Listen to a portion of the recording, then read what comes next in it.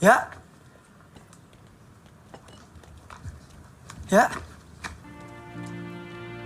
Kita putus. kenapa? Pikir sendiri. Ya,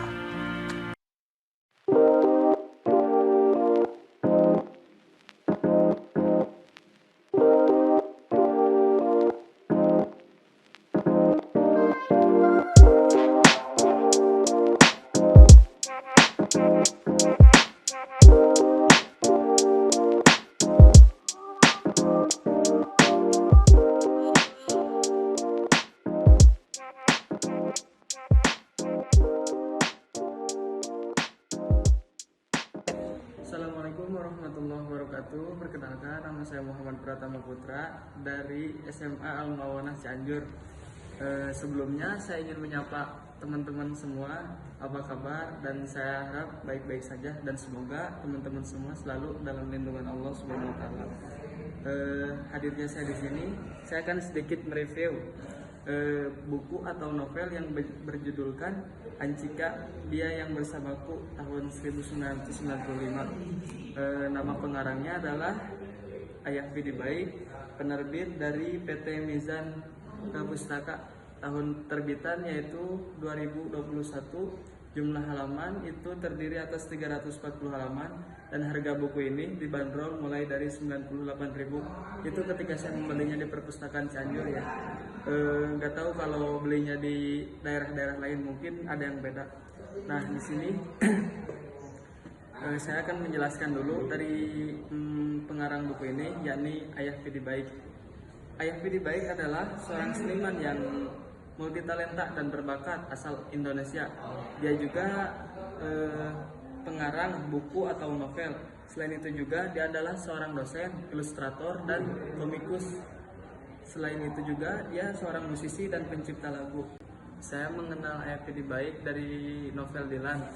Kemudian saat ini saya akan mereview sebuah buku karya beliau yang berjudulkan Ancika, Dia Yang Bersamaku tahun 1995. Nah, setelah saya mereview bentuk fisik dari novel ini, sekarang saya akan menjelaskan mengenai sosok Ancika yang dijelaskan di dalam novel bahwa Ancika itu merupakan pacarnya Dilan.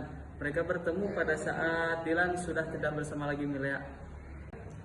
Tokoh Ancika Mehrun Risa Rabu, biasa dipanggil atau Cik atau Cika, digambarkan dengan sosok perempuan yang rambutnya pendek, yang mirip-mirip model rambut Lady Diana. Seperti saya kutip dari novel seperti diam-diam pergi ke salon, lalu dia memotong rambutnya sangat pendek saat SMP dengan alasan ingin menjadi praktis saat dia buru-buru untuk pergi ke sekolah. Ancika juga merupakan anak yang tomboy, seperti terlihat dari stylenya ya. Mungkin cuma memakai kaos, kemeja laki-laki dan menggunakan celana jeans. Nah, sudah dapat kita bayangkan teman-teman, bagaimana sih sosok Ancika itu seperti apa. Jika saya melihat dari sisi ini, saya Ancika mirip Stevie Zamora. Pada tahun 1995, Ancika sekolah di salah satu SMA yang berada di daerah Kiara Condong. Dan dia juga bercerita punya lingkaran teman yang baik di sekolahnya sekitar 5-10 orang yang bergaul dengan saya. Meski begitu, Ancika lebih memilih atau lebih dekat berteman dengan Indri. Nah, dari berbagai kisah mengenai kehidupan pribadi Ancika, saya lebih tertarik pada saat kisah Ancika, Dilan, dan Ancika bertemu. Awal mereka bertemu yaitu di rumah Abah, yang pada saat itu Ancika sendiri kebingungan mengapa geng motor suka kebudayaan yang dianggap janggal karena geng motor adalah tipe orang yang rusuh, mengganggu, jelek, dan menjengkelkan. dan sensitif. Menurut saya adalah hal yang menarik seperti yang Mang Anwar katakan tentang Dilan. Dia nakal, tapi dia pintar. Kenapa bisa seperti itu? Karena Dilan kuliah di ITB. Seperti yang kita tahu, ITB sangat ketat dalam menyaring siswa yang mereka inginkan. Identiknya belajar secara efektif, sering membaca buku pelajaran, menghafal rumus, dan harus benar-benar belajar. Tapi nyatanya Dilan lebih banyak menghabiskan waktunya di jalan. Jika seperti itu, bukan hanya Mang Anwar atau Ancika, tapi saya juga iri kepada Dilan. Kata Mang Anwar, Dilan memiliki minat akademis yang cukup tinggi. Lika-liku kisah Dilan dan Ancika terselip cerita antara Ancika dan Kang Yadit. Meski saya lihat, Ancika kurang tertarik terhadap Kang Yadit. Kisah berlanjut saat Ancika ingin belajar bersama Dilan lewat Mang Anwar ketika mengerjakan tugas resensi novel. Di situ Ancika dan Dilan kembali bertemu meski resensinya yang dibuat Dilan tidak sesuai dan Dilan membuat sebuah pernyataan minta maaf. Menurut saya itu hal yang sangat jarang dilakukan oleh seorang laki-laki, sampai Mama Ancika bilang Dilan mah kolosal. Meski di dalam kisahnya Dilan pernah menghilang karena ada masalah dan Ancika juga pernah dekat dengan Bagas.